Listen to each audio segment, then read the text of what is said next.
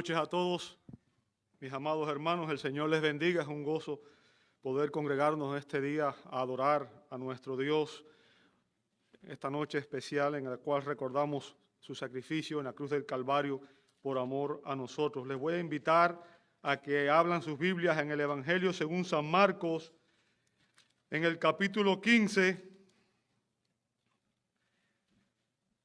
Vamos a examinar los versos 33 al 38. Marcos, capítulo 15, versos 33 al 38. Abra ahí su Biblia, por favor.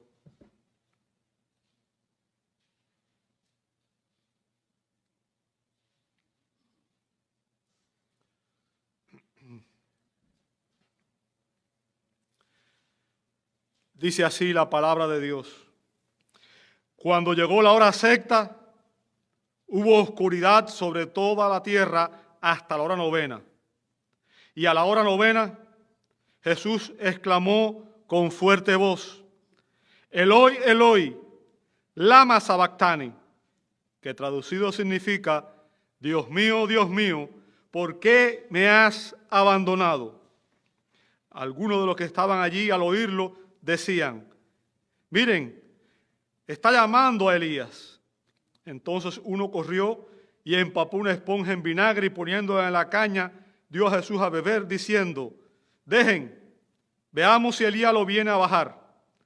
Pero Jesús, dando un fuerte grito, expiró, y el velo del templo se rajó en dos, de arriba abajo. Padre Santo, en esta noche venimos ante tu bendita presencia, Señor, rogando que nos perdones nuestros pecados y pidiéndote, Señor, que en esta hora nos ilumines. Señor, que tú abras nuestras mentes, nuestros corazones a la verdad de tu palabra para que podamos comprenderla y a través de ella seamos transformados. Lo pedimos en el nombre de Jesús y te damos gracias. Amén, amén y amén. Muchas gracias. Pueden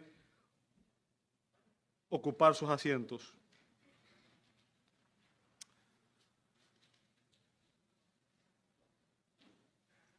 No existe una doctrina más excelente ni más necesaria de predicar que la doctrina de Jesucristo y de este crucificado. Esa fue la pasión del apóstol Pablo, ¿verdad? Predicar a Cristo y a Cristo crucificado. No ha existido en la historia de la humanidad una muerte de tanta importancia, una muerte tan solemne como la de Jesús. En el mismo instante en que Jesús exhaló su último suspiro en la cruz del Calvario, se consumó la obra de la redención. El rescate por los pecadores que estábamos perdidos fue finalmente pagado. El reino de los cielos se abrió plenamente para todos aquellos que creeríamos en él. Marcos nos describe aquí 4 sucesos sobrenaturales ocurridos durante la crucifixión de Jesús. 4 sucesos sobrenaturales ocurridos durante la crucifixión de Jesús. Bueno, ¿cuáles son estos sucesos? En estos versos vamos a observar, en primer lugar, una oscuridad sobrenatural en el verso 33, una exclamación sobrenatural en los versos 34 al 36, una muerte sobrenatural, verso 37, y finalmente una rasgadura sobrenatural en el verso 38.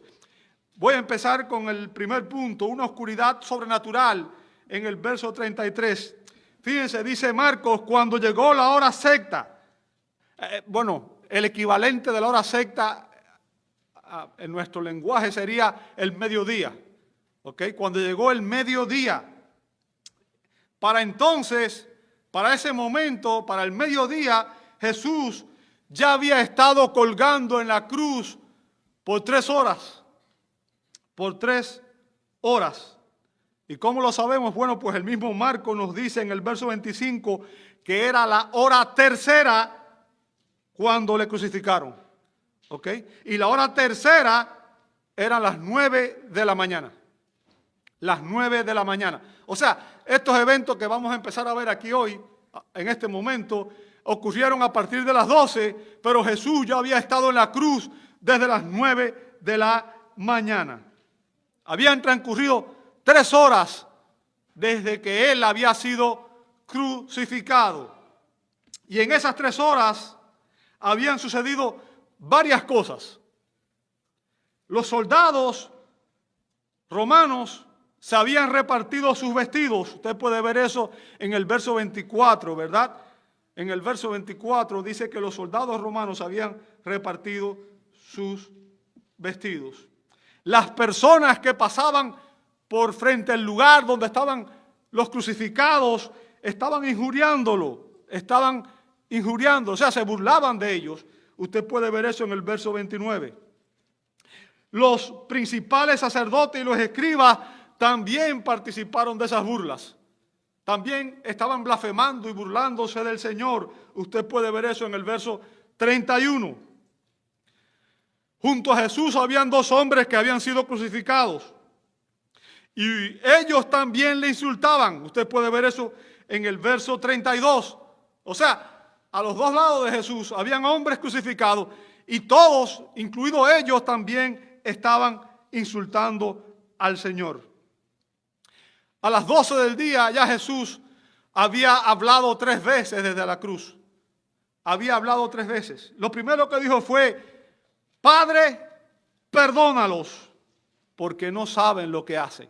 Usted puede ver esa cita en Lucas 23:34.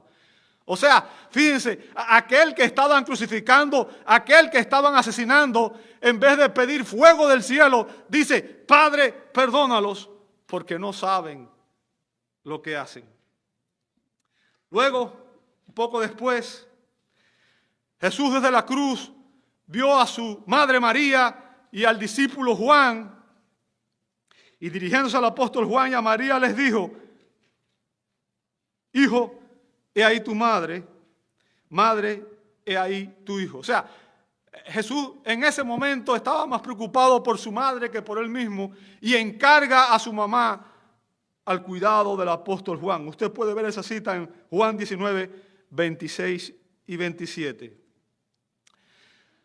Un tiempo después, uno de los 2 hombres que estaba crucificado a su lado se arrepintió y clamó al Señor.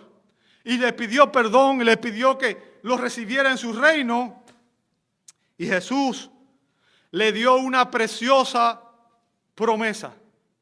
Jesús le dijo: hoy estarás conmigo en el paraíso. Lucas 23:43. Todo eso había transcurrido en estas 3 horas. Y eran exactamente las 12 del mediodía, cuando el sol estaba en su cenit, y de repente sucedió algo muy dramático. Dice Marcos que hubo una oscuridad sobre toda la tierra hasta la hora 9. O sea, desde las 12 hasta la hora 9, y la hora 9 eran las 3 de la tarde. De tal manera que hubo oscuridad desde las 12 del mediodía hasta las 3 de la tarde. Y cuando usted lee esto, yo no sé usted, pero yo enseguida me hago preguntas, ¿verdad? ¿Cuál sería la causa de esta oscuridad?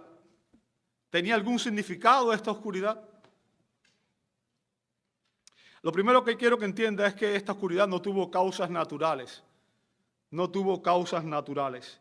No pudo haber sido causada por un eclipse. ¿Por qué? Porque la Pascua judía siempre se celebraba en el tiempo de luna llena. Así que no fue por causas naturales.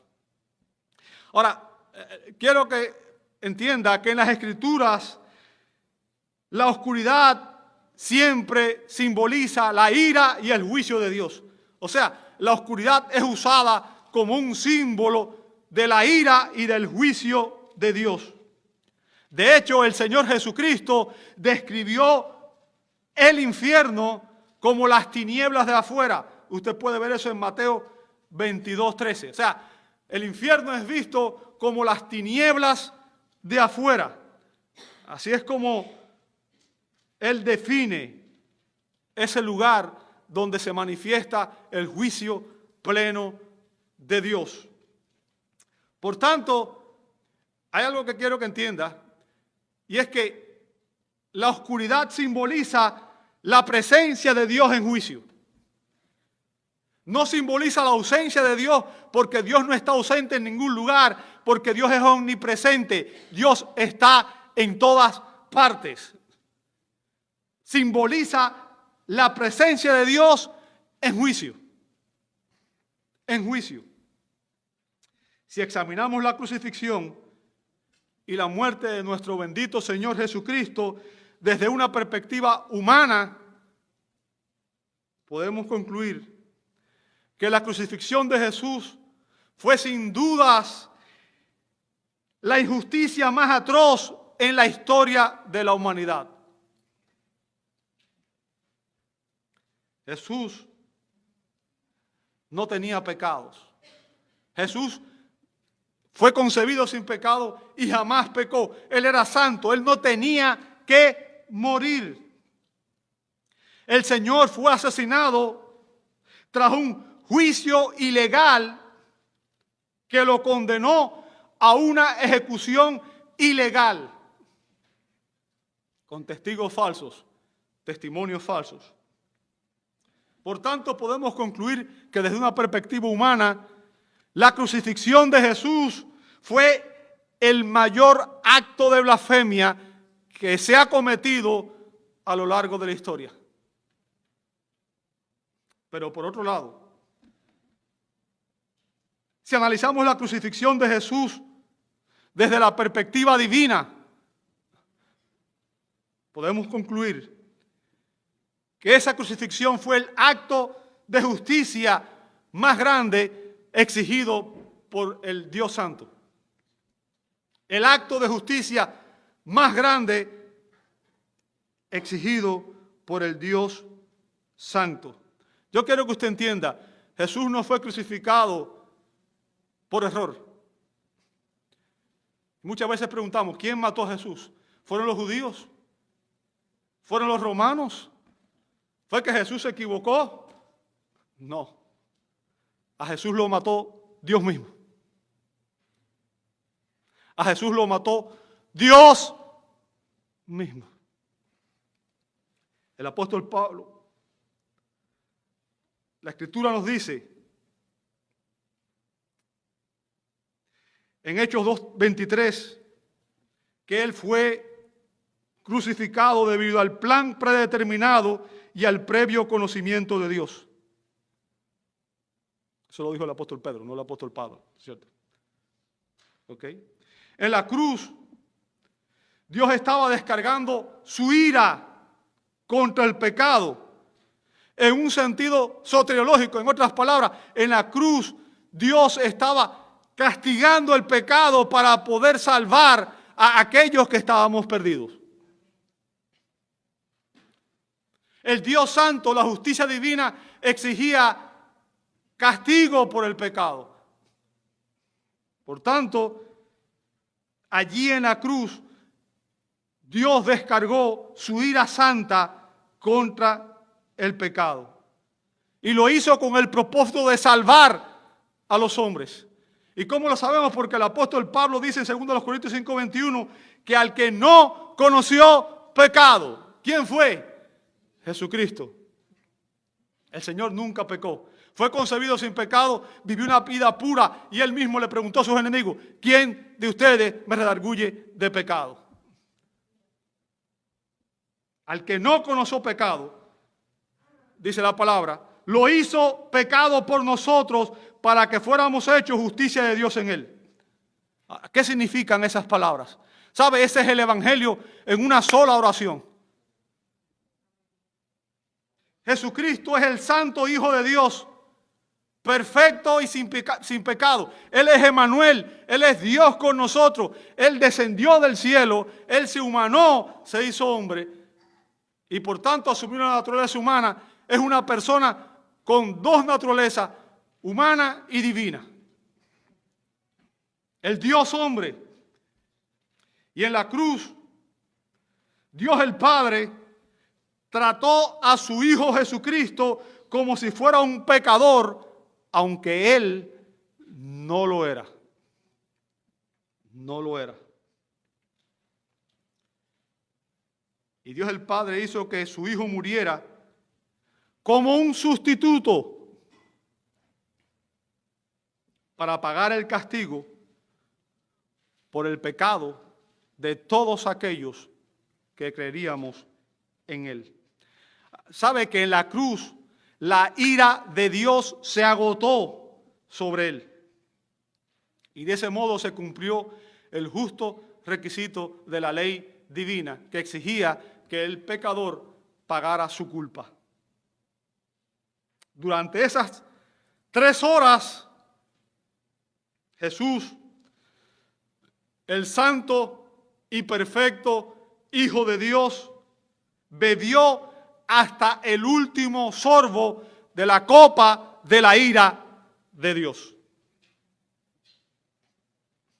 Fue por eso que cuando él oró en Getsemaní dijo: Padre, si es posible, pasa de mí esta copa. Pero no sea como yo, sino como tú quieres.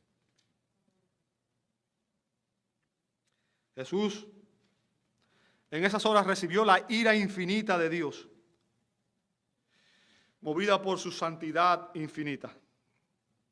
Dios en esas horas de castigo en la cruz del Calvario desató un castigo infinito sobre su infinito Hijo. Y en esas horas de sufrimiento en la cruz del Calvario, Jesús, siendo una persona infinita, pudo absorber la tortura del infierno que debía recaer sobre todos aquellos que creeríamos en Él. Un castigo infinito en solo 3 horas. En esas 3 horas, Jesús sufrió el infierno por todos nosotros. Jesús padeció el infierno por todos nosotros.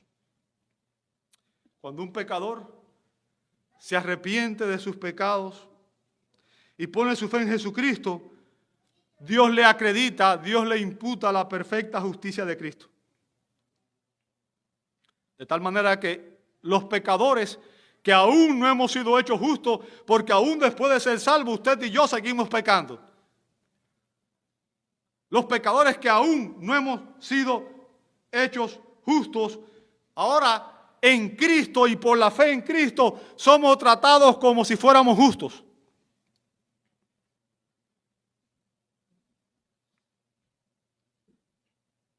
¿Por qué? Porque en la cruz del Calvario Jesucristo llevó el castigo por nuestros pecados, para que nosotros, ahora por la fe en Él, pudiéramos vestirnos de su perfecta justicia.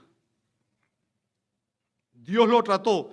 Dios trató a su Hijo amado. Dios trató a Jesucristo como si hubiera cometido todos nuestros pecados. Y ahora Él nos trata a nosotros, cuando estamos en Jesucristo, cuando hemos creído en Él, Él nos trata a nosotros como si solo hiciéramos las obras justas de su Hijo amado, como si viviéramos su vida perfecta. La muerte de Cristo en la cruz fue el acto más eficaz jamás realizado a favor de los pecadores condenados. Y si usted pregunta por qué, porque en la cruz Jesucristo con su sangre pagó el precio de nuestra libertad, pagó el precio de nuestro pecado. La condenación que había sobre nosotros fue limpia, fue quitada por la sangre de Cristo.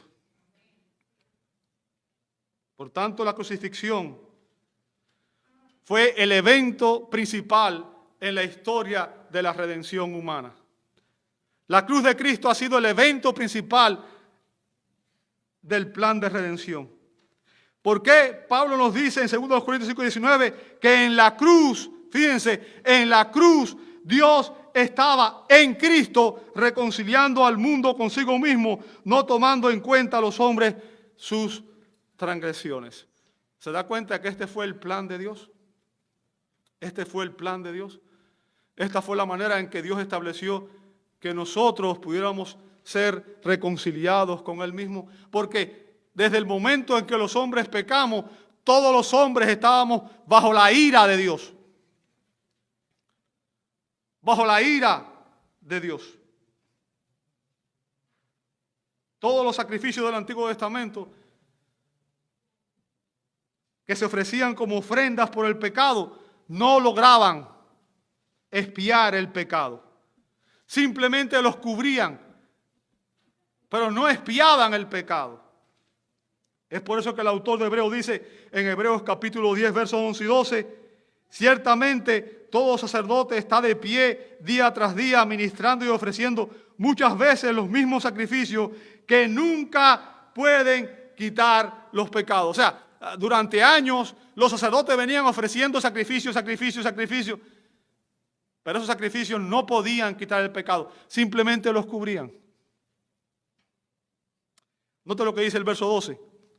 Pero Cristo, habiendo ofrecido un solo sacrificio. ¿Sabe? No hace falta sacrificar a Cristo 2 veces. La misa es una aberración.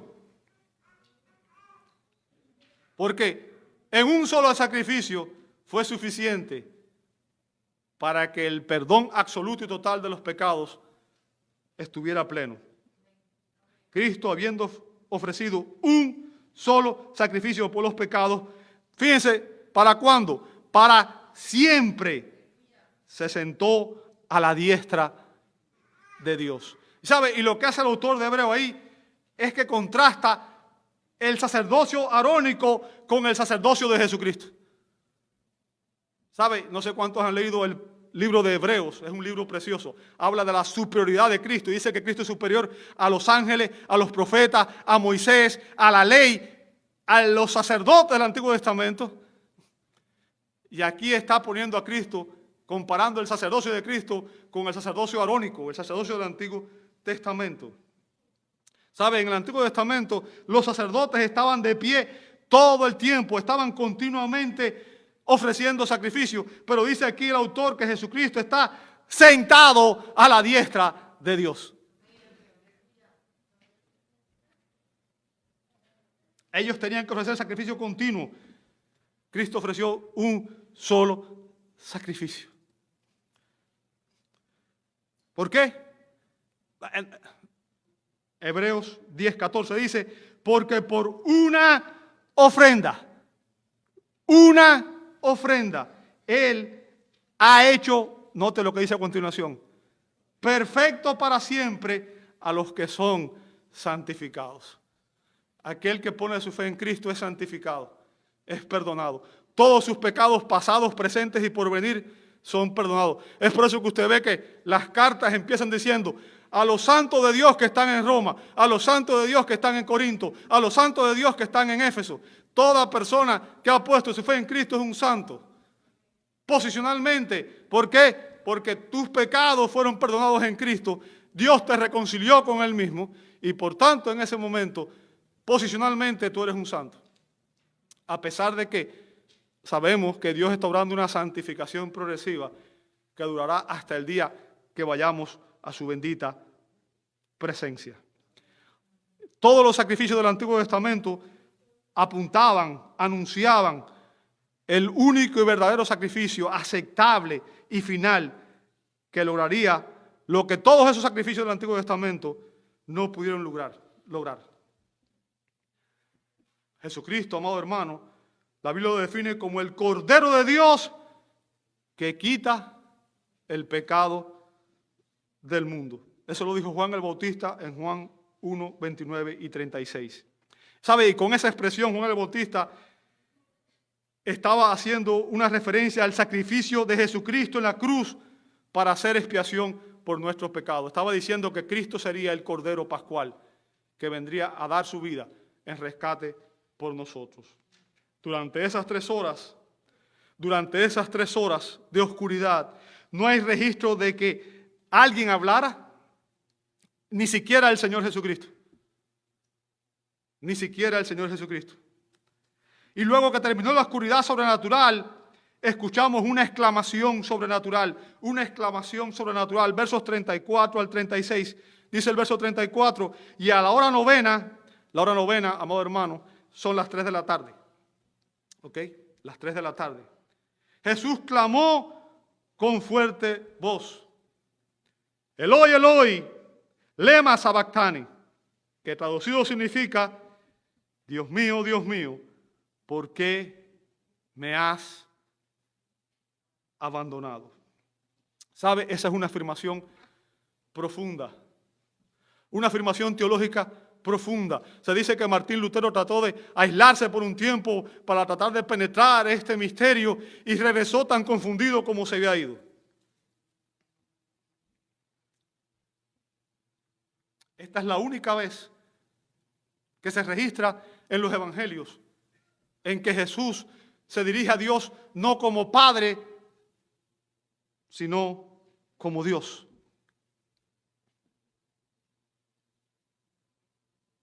Se dirige a Dios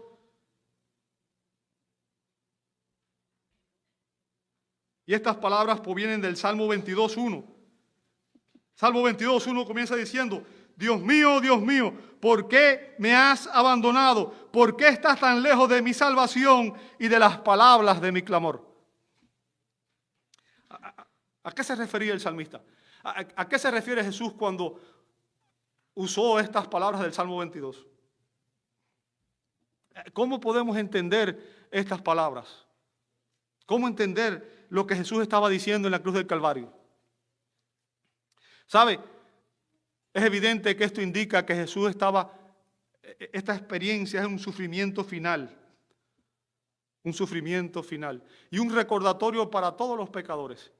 Aquí hay una enseñanza tremenda, profunda, importante para todos nosotros. Recuerde, Jesús estaba experimentando el castigo del infierno en ese tiempo.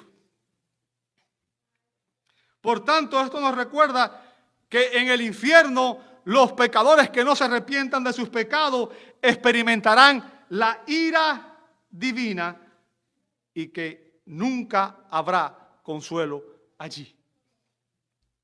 Nunca habrá consuelo en el infierno. No hay segundas oportunidades. No existe un purgatorio. Cuando una persona muere, está establecido que los hombres mueran una sola vez y después de esto, el juicio. Toda persona, todo ser humano va a existir eternamente. Y toda persona va a existir eternamente en uno de dos lugares. O en el cielo, en la presencia de Dios, o en el infierno eterno. No existe término medio. No existe término medio. En la cruz, Jesús probó el infierno. En la cruz, Jesús probó el infierno. Y el infierno es el lugar donde los pecadores que no se arrepienten van a experimentar la ira santa de Dios por la eternidad. Pero no solamente la ira santa de Dios, sino su abandono. Fíjense la palabra de Jesús: Dios mío, ¿por qué me has abandonado? ¿Qué significa esto? Dios nunca está en el infierno para consolar, para animar, para aliviar. Dios no está en el infierno para consolar, amar o aliviar. Los pecadores han sido abandonados a su suerte y están sufriendo la ira santa de Dios por la eternidad. ¿Sabe? Sin duda el abandono es algo terrible.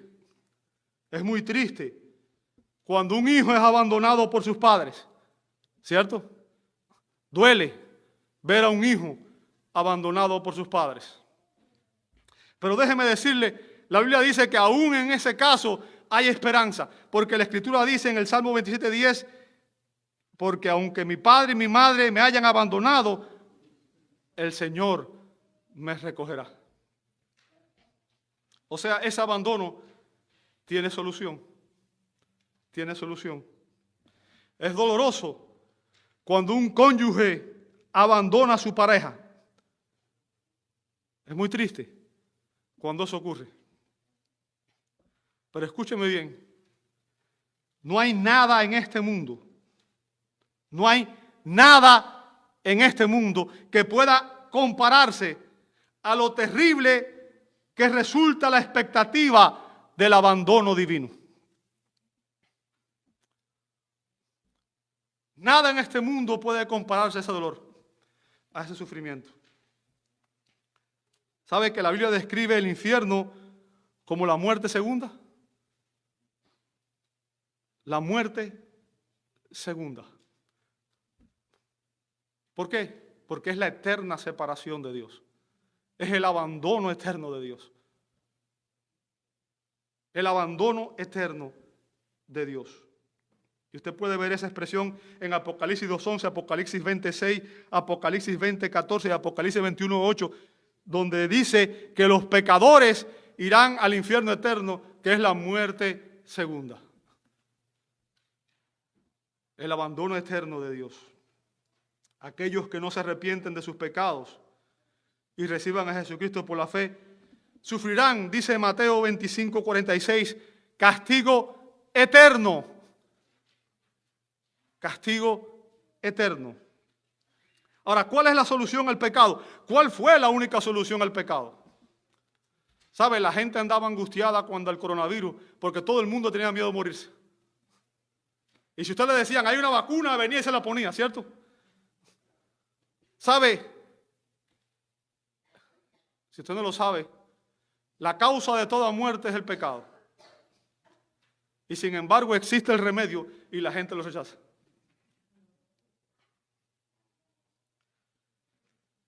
¿Cuál es la solución al pecado? El apóstol Pedro dijo en 1 de Pedro 18:19, ustedes saben que no fueron redimidos, ¿sabe? Y ese término se puede también traducir como rescatados de su vana manera de vivir, heredada de sus padres, con cosas perecederas como oro o plata, sino con sangre preciosa, como de un cordero sin tacha y sin mancha, la sangre de Cristo. O sea, el precio de nuestra libertad, el precio de redimirnos, de comprarnos de donde estábamos nosotros en la vida de pecado, fue la sangre de Cristo vertida en la cruz del Calvario. Fue precio de sangre, no cualquier sangre, la sangre del eterno Hijo de Dios, la sangre del Cordero Inmaculado, la sangre del único que no había pecado. La sangre de Jesús derramada en la cruz del Calvario fue el precio pagado para satisfacer la justicia santa de Dios. Y sabe, aquí quiero aclarar algo, porque mucha gente dice que Cristo tuvo que ir al infierno 3 días a sufrir allí todos los infiernos, los horrores del infierno. ¿Sabe? Eso no es bíblico. Eso no es bíblico. Jesús nos salvó. ¿Sabe de quién? De la ira de Dios. No de la ira del diablo. De la ira de Dios. De la santidad ofendida de Dios. Somos salvos de la ira de Dios, por la gracia de Dios y para la gloria de Dios. Somos salvos de Dios mismo, por Dios mismo y para Dios mismo.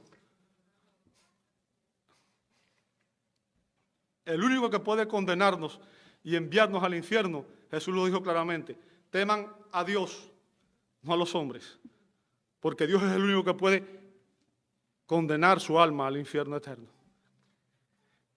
¿Ok? Y hoy estamos meditando en el significado que tiene la cruz del Calvario para nosotros los creyentes. Quiero compartirte las palabras del predicador puritano John Bunyan, el autor del Progreso del Peregrino. Dijo lo siguiente: si quieres librarte de un corazón duro, aquel gran enemigo para el crecimiento de la gracia, del temor, invierte mucho tiempo con Cristo crucificado en tus meditaciones, porque esto es un excelente remedio contra la dureza de corazón. Una visión correcta de Él, colgado allí por tus pecados, disolverá tu corazón en lágrimas y lo hará más blando y tierno. Cuando uno entiende lo que significó la cruz para Cristo, no queda más que sentir dolor por mi pecado. Dolor por mi pecado. Ahora, note lo que sucedió después, verso 35. Algunos de los que estaban allí al oírlo decían, miren, este llama a Elías. Entonces uno corrió y empapó una esponja en vinagre y poniéndole en una caña dio a beber a Jesús diciendo, dejen, vamos a ver si Elías lo viene a bajar. Aquellas personas estaban tan ciegas que no comprendían lo que realmente estaba sucediendo. Se estaban burlando del Señor. Siguieron burlándose del Señor. Estaban tan ciegos y tan sordos que no habían entendido que ellos habían crucificado al Señor de la gloria, como lo dice Pablo en 1 Corintios 2:8. El que estaba clavado en aquella cruz era el Señor de la gloria. Y después de la exclamación sobrenatural de Jesús, vamos a ver una muerte sobrenatural, una muerte sobrenatural.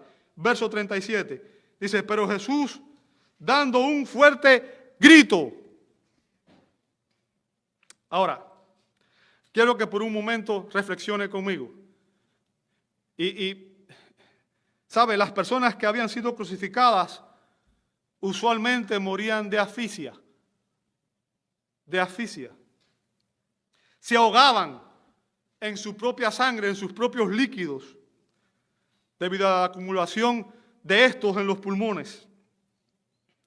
Así que usualmente las personas que estaban crucificadas después de unas horas, quedaban sin aliento,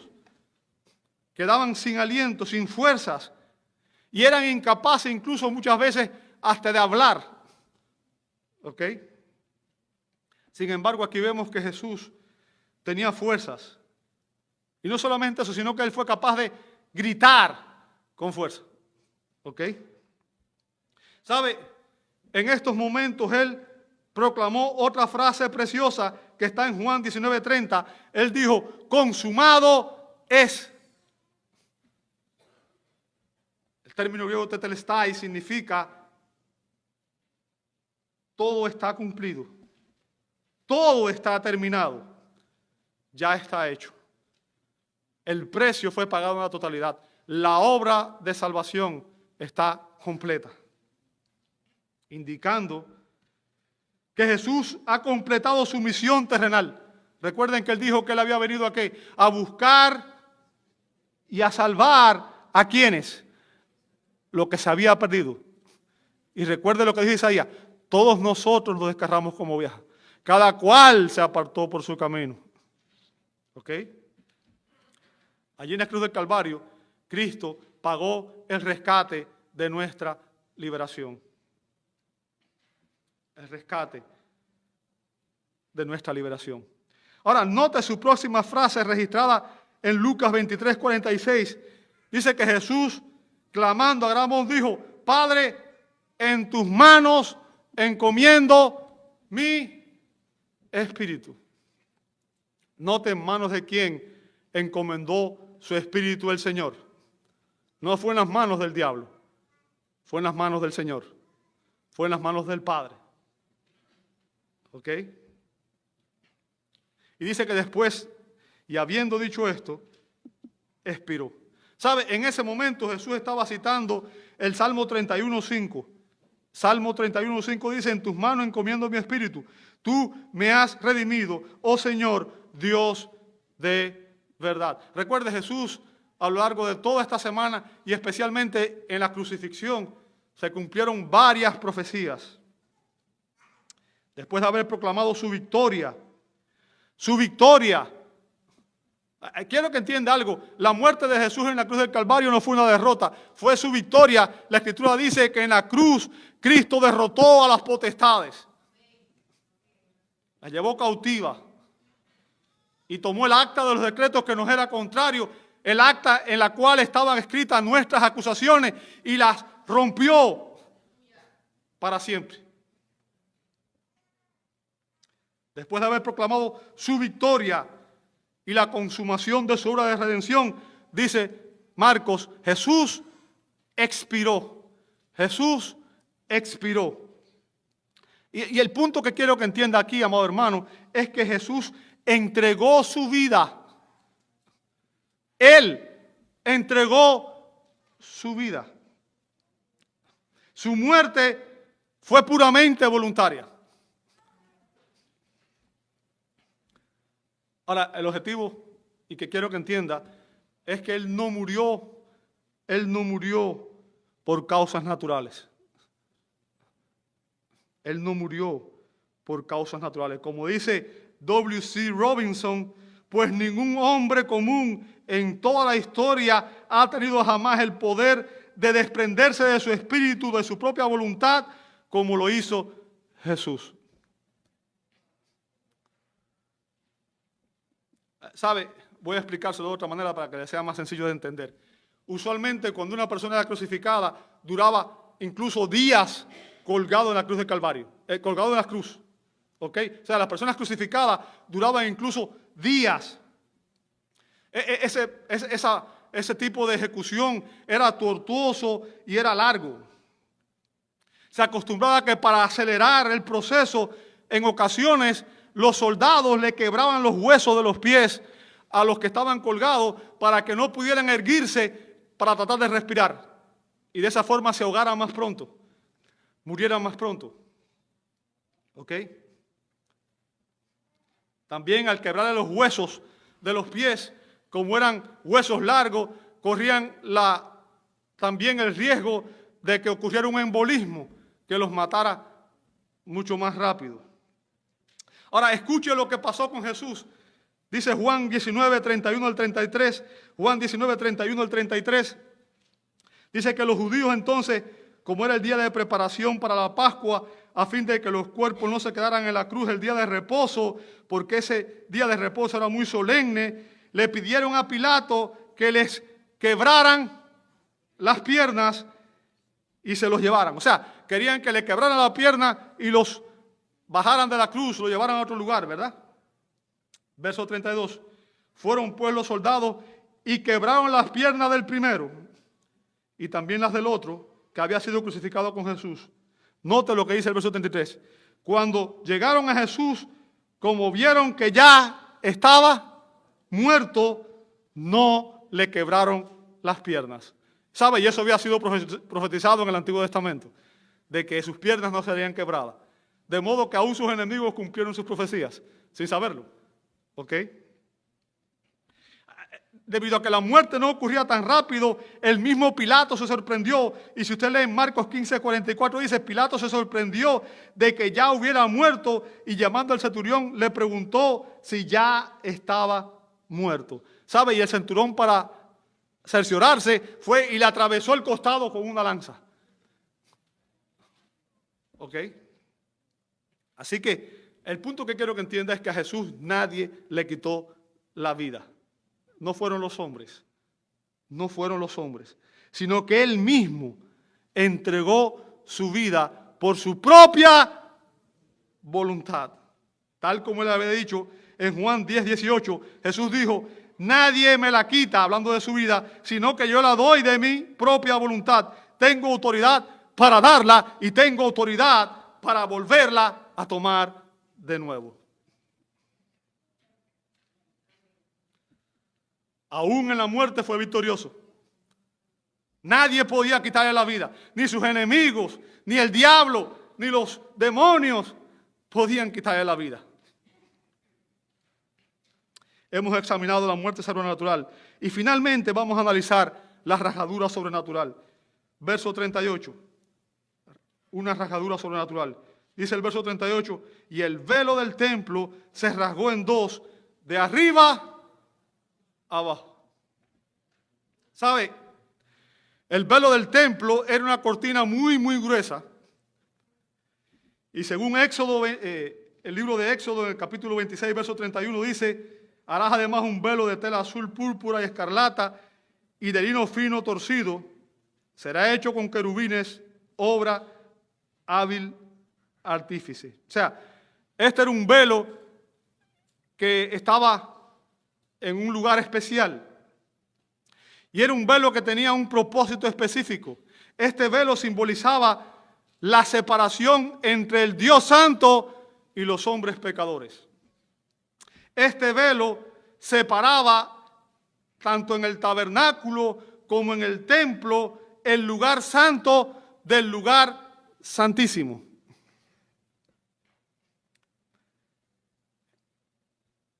En el lugar santísimo solamente el sumo sacerdote podía entrar una vez al año, el día de la expiación, según Levítico 16, a ofrecer sacrificio por sí mismo y por el pueblo. ¿Por qué? Porque allí en el lugar santísimo estaba el arca del pacto. Allí en el lugar santísimo estaba, sobre el arca del pacto estaba el propiciatorio. Allí en el lugar santísimo era donde se manifestaba la gloria de Dios.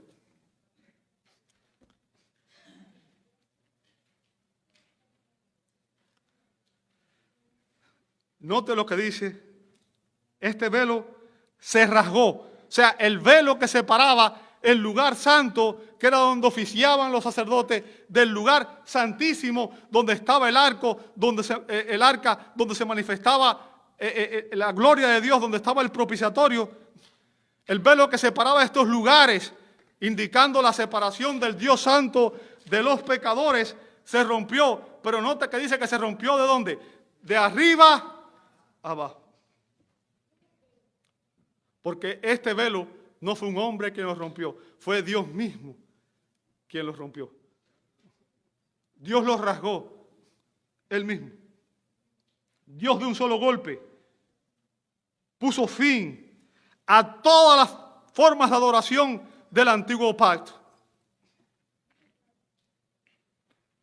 Porque en ese momento Jesucristo, el Hijo de Dios, llevó los pecados de todos aquellos que creíamos en Él y satisfizo su perfecta justicia. El camino de vuelta a Dios había sido abierto. El camino de vuelta a Dios había sido abierto.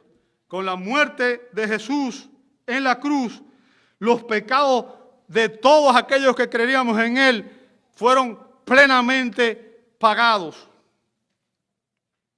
Este acto simbolizaba el fin de todos los sacrificios del Antiguo Testamento.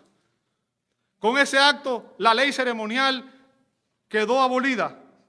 Por tanto, escuche bien, no hay más lugar santo, no hay más lugar santísimo, no hay más sumo sacerdote, no hay más sacerdote, no hay más altar, no hay más sacrificio, no hay más templo. Todo el sistema sacrificial del Antiguo Testamento quedó abolido por la obra de Cristo. Y es por eso que es importante, iglesia, porque veo una tendencia hoy a volver, algunas iglesias están volviendo a las prácticas judaicas, ¿verdad? Y usted ve personas en la iglesia usando indumentaria judía. ¿Ok? ¿Sabe? J.C. Riley, que fue un famoso predicador puritano, escribió lo siguiente: que nunca olvidemos la lección práctica del velo rasgado. Intentar revivir el ceremonial judío en la iglesia de Cristo, volviendo a los altares, los sacrificios y el sacerdocio, no es nada más que cerrar de nuevo el velo rasgado y encender una vela al mediodía. En otras palabras, es volver al antiguo pacto.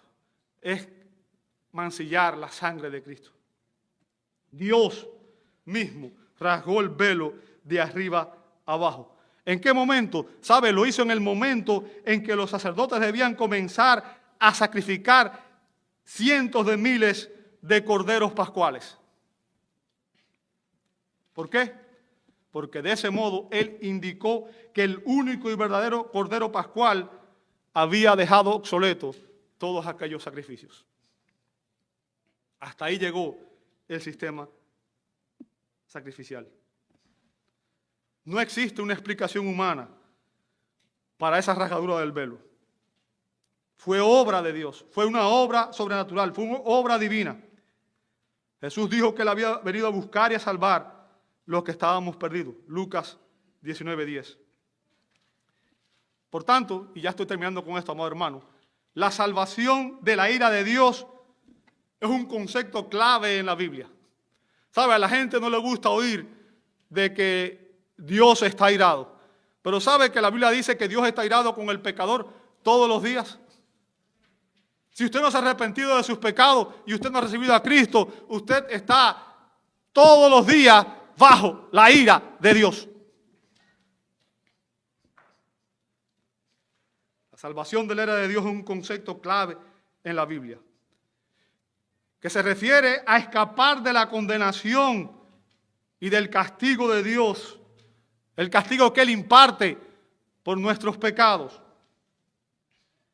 La Biblia enseña que todos los hombres, por naturaleza, estábamos bajo la ira de Dios, porque todos somos pecadores, todos, sin excepción. Todos fuimos concebidos en pecado. Pero en la cruz del Calvario, Jesucristo sufrió la ira y el abandono de Dios y murió como nuestro sustituto para pagar el precio de nuestra redención. Mediante su sacrificio en la cruz, Jesucristo hizo que Dios nos fuera favorable. Él es nuestra propiciación. ¿Ok? En otras palabras, Jesucristo hizo que en vez de sentir ira, ahora en Él, a través de Él, Dios nos mira de manera favorable. En la cruz, Dios, en su gran amor y gracia, nos ha provisto un camino para la salvación a través de la fe en Jesucristo. Jesús dijo en Juan 14:6, yo soy el camino, la verdad y la vida. Nadie viene al Padre si no es por mí. Cristo obtuvo la victoria en la cruz del Calvario para que todos aquellos que lo recibimos por la fe tengamos acceso de vuelta a Dios y podamos tener comunión plena con Él. Y cuando un pecador se arrepiente de sus pecados y recibe a Cristo por la fe, ese mismo instante es perdonado de todos sus pecados y dice la Escritura, y somos hechos hijos de Dios. Hijos de Dios por la victoria de Cristo en la cruz. Te invito a orar. Padre, te pedimos ahora que nos prepares, Señor, que prepares nuestros corazones para participar de tu Santa Cena. Y Padre, estamos muy agradecidos por la obra de Cristo, porque a través de Él tú nos has redimido, Señor. Gracias porque tú estuviste dispuesto a dar tu Hijo amado como nuestro sustituto. Señor, y sabemos que cuando Él murió, también nosotros hemos muerto en Él. Porque su muerte fue en nuestro lugar. Él fue nuestro sustituto. Así que nosotros estuvimos allí cuando tú viniste y te manifestaste en la oscuridad, Señor, y en el juicio. También estuvimos allí, Señor, cuando se abrió el camino a tu santa presencia, cuando rasgaste el velo de arriba abajo. Señor, gracias por el regalo de la salvación, un regalo que no tiene precio, un regalo que no tiene paralelo. Sabemos, Señor, que hay un solo evangelio, que hay un solo Salvador, que hay un solo sacrificio, un solo camino de salvación, Jesucristo. Bendecimos tu nombre por traernos a la verdad y salvarnos. Y oramos en el precioso nombre de Jesús.